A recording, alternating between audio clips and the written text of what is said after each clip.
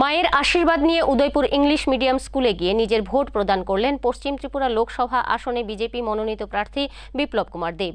ভোটদান করে তিনি আশা ব্যক্ত করে জানান, রাজ্যবাসী 100% ভোট করে তৃতীয়বারের মতো মোদিজিকে প্রধানমন্ত্রী বানিয়ে শক্তিশালী ভারত গড়বেন।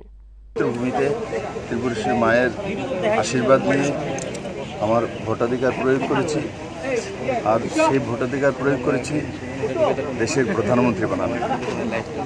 আর আমি আশা করি সমস্ত ত্রিপুরাবাসী একযোগে বেরিয়ে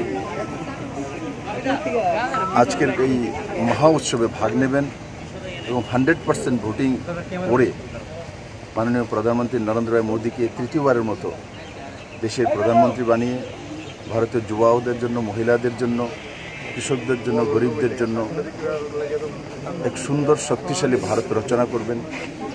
আমার পূর্ণ বিশ্বাস যে ত্রিপুরার সমস্ত জনসাধারণ ওই দিশাতে নিজের মতাধিকার প্রয়োগ করবে এবং এক সুন্দর শক্তিশালী ত্রিপুরা বানানোর স্বপ্নকে সাকার